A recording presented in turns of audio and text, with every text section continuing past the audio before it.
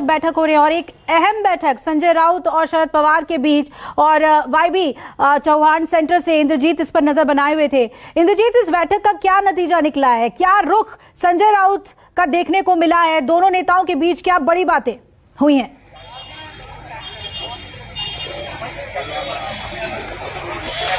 जी बिल्कुल, बैठक अब खत्म हो चुकी है। संजय राउत और अनिल देसाई जो शिवसेना नेता हैं दोनों निकल चुके हैं और इस बैठक के बाद संजय राउत चैलेंज मूड में दिखे।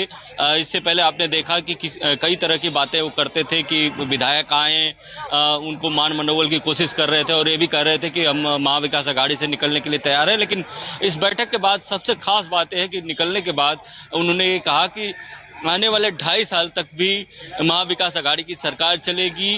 वो आए, बहुमत साबित करें, सदन में आना पड़ेगा, बहुमत साबित करना पड़ेगा। तो कहीं ना कहीं अब ऐसा लग रहा है कि इस रणनीति में जो सरकार बचाने की रणनीति है उसमें अब एनसीपी का भी एक्टिव रोल हो गया, खासकर एनसीपी सुप्रीमो शरद पवार का रोल हो गया। और शरद पवार ने कुछ जरूर ऐसा मंत्र दिया होगा जिससे उनको लगता होगा कि उनकी सरकार अब बच सकती है। शायद यही कारण है कि जो कॉन्फिडेंट कल तक उतना नहीं दिख रहा था, आज काफी कॉन्फिडेंट दिख रहे हैं संजय राउत। और संजय राउत ने कहा है कि वो आए, एक तरह से चैलेंज किया है कि आए और सदन में बहुमत साबित करके दिखाएं। तो कहीं ना कहीं अब अपनी जो चाल है वो एनसीपी, कांग्रेस और शिवसेना चलेगी। और जिस तरह से बातें आगे की जा रही थी, आपने देखा कि कल ही 12 विधायकों के निलंबन के लिए एक लेटर जो विधायक दल के नेता हैं उन्होंने जो डेप्यूटी स्पीकर हैं उनको दिया है। इसके अलावा दूसरा एक्शन अब देखा जा रहा है कि जो शिवसेना के नेता हैं या जो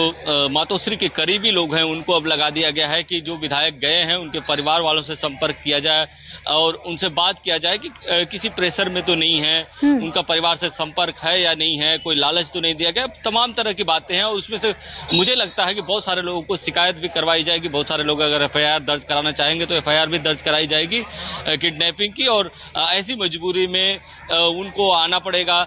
और अगर वो पहले आते हैं तो निश्चित तौर पर जब इतनी बड़ी जो संख्या है उसमें से कुछ विधायक मातोश्री के पाले में कहें कि उद्धव ठाकरे के पाले में आ सकते हैं। दूसरी सबसे बड़ी बात यह है कि बीजेपी के कुछ सूत्रों से हमारी बात हुई तो बीजेपी का लगातार यही कहना था कि जब उनको लग जाएगा कि 2/3 लोग शिंदे के पास हैं, एकनाथ शिंदे के पास, तो बीजेपी फ्रंट फुट पर आ सकती है। लेकिन अभी तक बीजेपी फ्रंट पे नहीं आ रही है। इसका मतलब यह है कि कहीं न कहीं बीजेपी को भी ये डर सता रहा है कि जो लोग शिंदे के साथ हैं, एक्चुअल मुंबई में आते आते, सदन में आते आते वो लोग शिंदे के साथ रहेंगे या नहीं रहेंगे। शायद ये कई सारी चीजें हैं, असमंजस है, इसको लेकर बीजेपी अभी तक फ्रंट पे नहीं आ रही है। लेकिन आने वाले कुछ घंटों में ये सारे क्लियर हो जाएगा कि शिंदे के साथ कितने लोग हैं, कितनी मजबूती से हैं।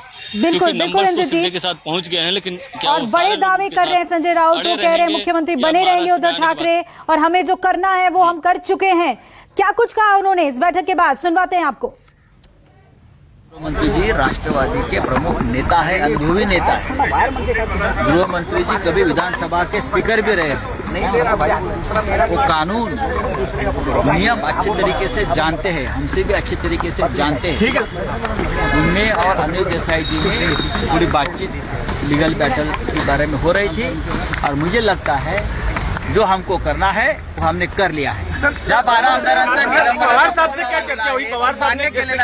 पवार साहब हमारे महाविकास अघाड़ी के नहीं तो देश के राजनीति के सबसे बड़े नेता हैं। मैं तो उनको भीष्म पितामह कहता हूँ। और पवार साहब और मुख्यमंत्री जी का निरंतर डायलॉग चल रहा है। हम सब एक दूसरे के संपर्क में हैं, चाहे कांग्रेस के नेता हो, एनसीपी के बड़े नेता हो, शिवसेना के नेता हो, हम सब एक साथ।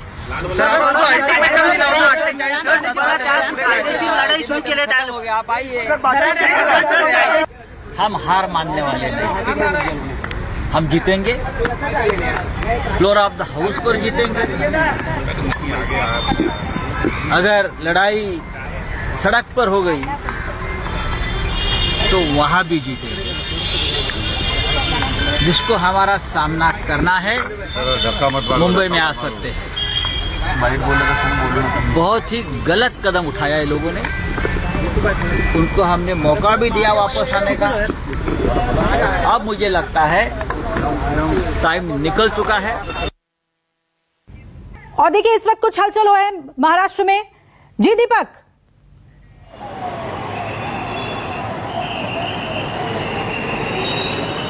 जी, आपको दिखाने की हम कोशिश करेंगे। मुंबई पुलिस कमिश्नर संजय पांडे जो हैं वो अभी उद्धव ठाकरे से मिलकर निकले हुए हैं।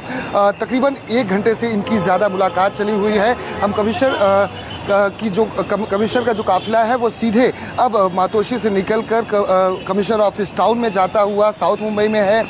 1 घंटे की मुलाकात हुई है क्योंकि 6 दिनों के बाद ये आधिकारिक तौर पर मुंबई पुलिस के पद पर कार्यरत नहीं रह पाएंगे क्योंकि इनका कार्यकाल खत्म हो रहा है। तो किस तरह से मुंबई के हालात हैं, लॉ एंड ऑर्डर सिचुएशन है, उसको लेकर बातचीत की गई है। वहीं अब उद्धव ठाकरे को ये फैसला लेना है क्योंकि अभी भी वो मुख्यमंत्री हैं, क्या मुंबई को नया कमिश्नर दिया जाना है, क्योंकि महाविकास अघाड़ी सरकार ये चाहती है कि किसी भी तरह से अगर राजनीतिक कोई भी संकट आता है आने वाले दिनों में तो उससे पहले महाविकास अघाड़ी की तरफ से मुंबई का नया पुलिस कमिश्नर नियुक्त कर दिया जाए। यानी कि 6 दिन का वक्त बचा है, उसको लेकर चर्चा हुई है।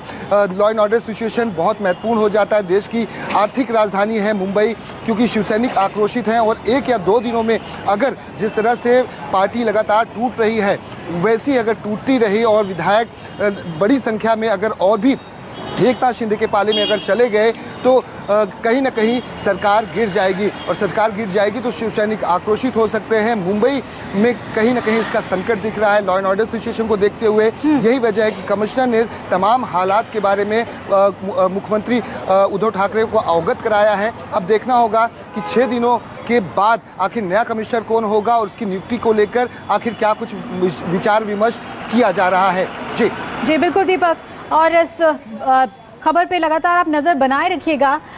हमारे साथ विनोद भी जुड़ रहे हैं। विनोद, अब 2 एस्पेक्ट्स हैं यहाँ पर। संजय राउत की हमने प्रतिक्रिया सुनी जिसमें वो ललकार रहे हैं कि आए और कॉम्पीट करें हमारे साथ, नंबर्स उनके पास हैं या नहीं, क्योंकि अगर फ्लोर टेस्ट होता है तो हम ही जीतेंगे। दूसरी तरफ आपने जो एक्सक्लूसिव बातचीत की एकनाथ शिंदे से, बहुत ही शांत और कूल माइंड से उन्होंने कहा कि नंबर्स हमारे साथ हैं, कोई भी फैसले लें वो कानून सम्मत नहीं होगा। क्या लग रहा है आपको, क्या अब शिंदे गुट बहुत जल्द ही मुंबई में दिखेगा या फिर अभी उनके होमवर्क में कुछ बाकी रह गया है जो नहीं आ रहे अभी?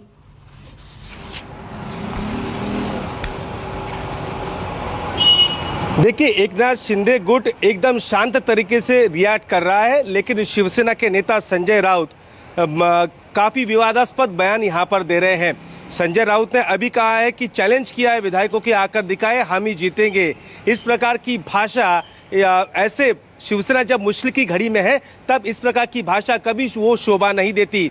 भास्कर जाधव जो कोंकण से चिपलून के विधायक है, उन्होंने भी एक बाइट यहाँ पर शेयर की है, एक अपना बयान शेयर किया है। उन्होंने संजय राउत से विनती की है, उन्होंने कहा है कि संजय राउत हमारे बहुत बड़े नेता है, उनके बारे में मैं बहुत छोटा आदमी हूँ, लेकिन मैं संजय राउत साहब को एक सलाह देना चाहता हूँ कि शिवसेना इस समय मुश्किल की घड़ी में है तो जरा संभल कर बोले, विधायकों को चैलेंज की भाषा ना करे। ये समय तोड़ने का नहीं, ये समय जोड़ने का है। नमस्कार, मैं हूं मानक गुप्ता। अगर आपको हमारा ये वीडियो पसंद आया हो तो इसे लाइक और शेयर जरूर करें और हाँ, हमें सब्सक्राइब और फॉलो करना ना भूलें ताकि आप देश और दुनिया की कोई खबर मिस ना करें। तो जुड़े रहिए हमारे साथ और देखते रहिए न्यूज़ 24।